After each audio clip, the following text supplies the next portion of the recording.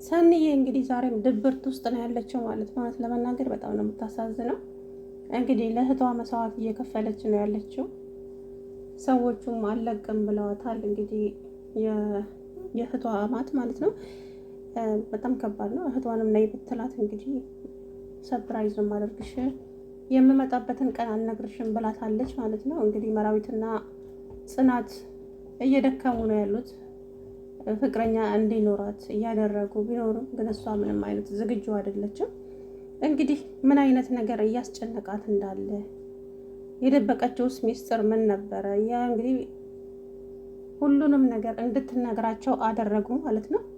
ታሪኳ በጣም ነው የሚያሳዝነው። እንግዲህ ያው እናት አባት የላትም፣ እህቷ ናት ያሳደገቻት። እህቷም ደግሞ በችግር ነው ያሳደገቻቸው። ነገር ግን ያው የቤት ኪራይ የለባቸውም። ቤቱ ያው ቤተሰቦቻቸው ነበረ። እንግዲህ እኔ አባቴ ሲሞት የ3 ዓመት ልጅ ነበርኩኝ። እናቴ ደግሞ እስከ 10 ዓመት አሳድጋኛለች። እሷ ደግሞ አባቴ ሲሞት የ15 ዓመት ነበረች እና ያው እህቷ ማለት ነው። እና እናቷ ስትሞት ደግሞ እንግዲህ ወደ 17 ዓመቱ ተጠግታለች ማለት ነው። ከዛም እንግዲህ የቀን ስራ እየሰራች ለእህቷ ስትል እዛ ስራ ቦታ ላይ ጓደኞቿ ምግብ ሲበሉ እሷ ግን ምንም አይነት የምትመገበው ነገር የላትም። እና ይሄ ባሏ የሆነው ሰውዬ እዛ ያያትና ሁኔታዋን ስለተረዳ ብቻ ብር ይሰጣታል። ብር 50 ብር ይሰጣትና ያንን 50 ብር ለእህቷስ እሷ በዛ ብትበላ እህቷስ ምን ትበላለች? እና ለእኔ ብላ ቋጥራ መታ የሚገዛዛውን ገዝታ ለእኔ አብረን በላን አለች። እና ከዛው እንደዛው እያሉ ከዛ ከሰውየው ጋር ተዋወቁ ከባሏ ጋራ። ከዛም በ21 ዓመቷ ተጋቡ አለች። ከዛም ጥሩ ኑሮ እየኖሩ እያለ እኔ የእሱ እናት ወሰደችኝ። ከዛ እያሰቃየችኝ፣ በጣም ነው የምታሰቃየኝ። እህትሽ ልጄ ላይ ተብትባበት ነው ልጄን የሆነ ነገር እንደዚህ ፊቱ ሸፍና የወሰደችው ለእሷ ተገዥ የሆነው ምናምን እያለች ከዛ ምግብ እንኳን ብዬ ስጠይቃት ደግሞ የምን ምግብ ነው ማበላሽ አንቺን እያለች ታሰቃየኝ ነበረ። ርቧችሁ ምግብ ፈልጋችሁ አለመብላት ምን ያክል ጉዳት እንዳለው እያለች የእውነት በጣም ነው ያሳዘነችኝ። እና ሁሉንም ነገር እንግዲህ ነገረቻቸው። ከዛም ባሏ ምንም በማያውቁት ጉዳይ ምንም በማታውቀው ሚስቱ ምንም በማታውቀው ነገር ራሱን ሲጥ አድርጎ ገደለ።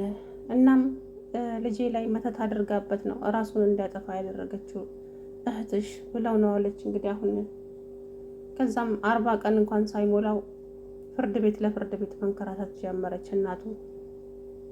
እና ያው ሁሉንም ነገር እንግዲህ ነገረቻቸው። እኔ ግን አሁን ፍቅረኛም ሆነ ምንም እንዲኖረኝ አልፈልግም ብለው ብቻዋን።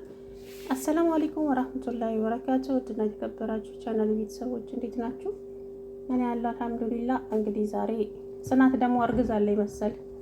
አረገዘ እንዴ? አይድረፍ እንዴ? ምን ነው ፊቷ ሁሉ ጣል ጣል አደረገችው እኮ የምር ፊቷ ሁሉ ሀባባል። መቼም በ3 ቀን ተረገዛት። ይሄንም ጽናት የማይሆነውን ነገር የምር ፊቷ ሀባባል ማለት ነው። እና እንደው ብርድ ይላታል እንደ እርጉዞቹ ማለት ነውና አልሙሂም እርግዘሽም ከሆነ ጥሩ ነው። ግን ያው ኪራ በጣም ደስ ብሎታል፣ ደስተኛ ሆኗል። በፊት ቤቱ እንኳን ሲሆን ሆኖብኝ፣ አሁን ግን ቤቴን ለመግባት እየናፈቀኝ ነውና በጣም በስስት ነው ቤት የምገባው።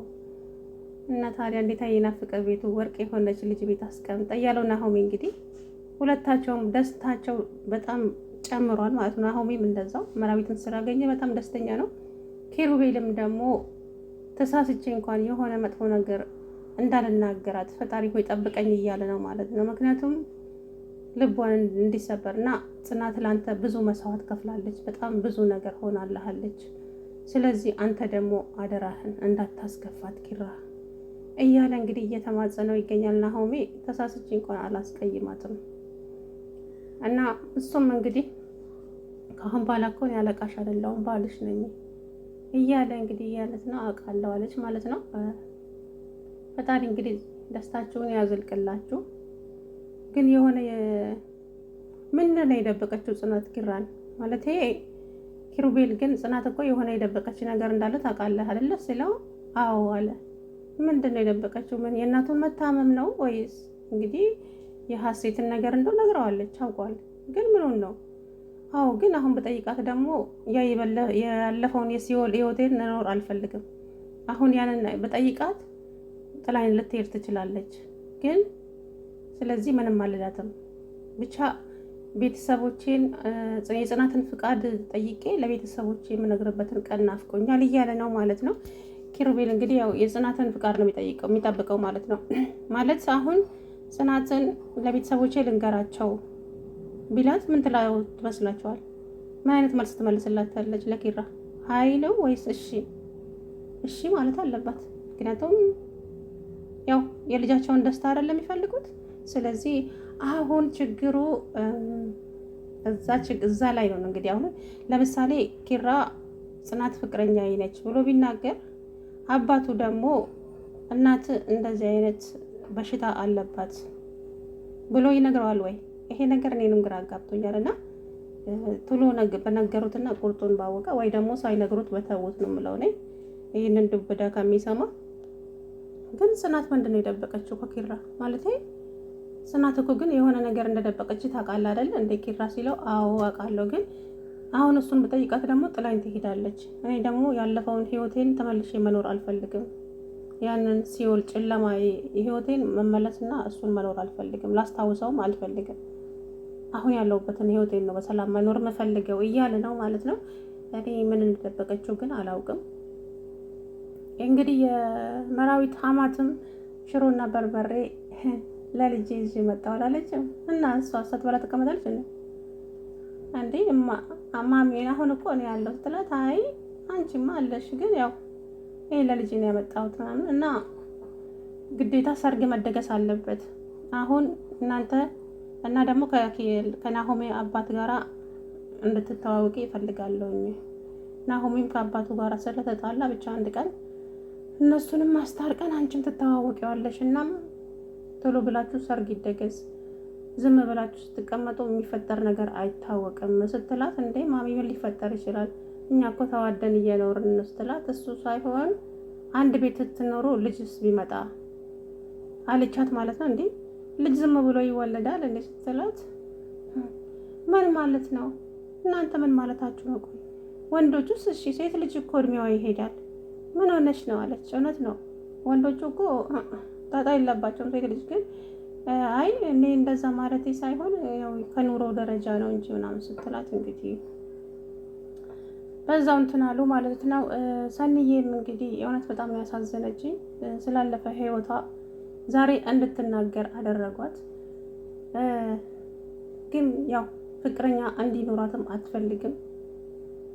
ደግሞ ብቻዋን ደግሞ ስትቀመጥ ኧረ እኔ ብቸኝነት ሊበላኝ ነው፣ አፍ አውጥቶ ሊውጠኝ ነው፣ ምን ይሻለኛል ትላለች። እህቷም ደውላላት ነበረ። አልመጣም ነው እመጣለሁ፣ ሰርፕራይዝ አደርግሻለሁ ብላታለች መሰለኝ። እንግዲህ ካልሆነ ያው ወደ እህቷ ትሄዳለች ማለት ነው። እና እንግዲህ በጣም ታሳዝናለች። ያው ይሁዳን ከተናገረች አለቀሰች። እንድትተኛ አደረጓት፣ አስተኟት። ከዛም ናሆሜ ደግሞ ጽናት ያኔ ያስቀየመችው ያኔ በመጥበሻ የመታችው ነው በሰርቪስ እሱን አንስተው እንግዲህ ዛሬ እየተሳሳቁ ነበረ ማለት ነው። አይ እንትና ሰኒዬ ግን ለወሬማች ናት እኮ እንደው ካልተነገረኝ እሞታለሁ አለኝ። እና ዛሬ የሀናንም ሽኝት እንግዲህ አድርገውላታል። ሀኒም ወደ ባሏ ልትሄድ ይመስለኛል። ድራማቸው ሊያልቅ ነው መሰለኝ።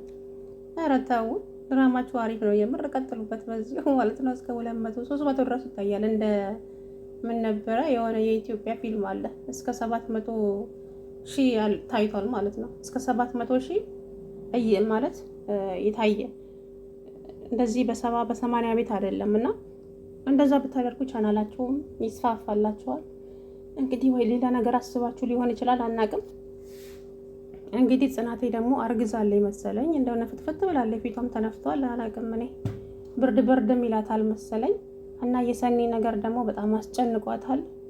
እንደዚህ ሆና አሁን እነሱ እሷ ቀንታ ፍቅረኛ እንድትይዝ እነሱ ጥንድ ሆነው ፊልም እያዩ ነበረ። እና የፍቅር ፊልም ነበር የከፈቱት። እና ያንን ነገር ደግሞ እሷ ማየት አልፈለገች።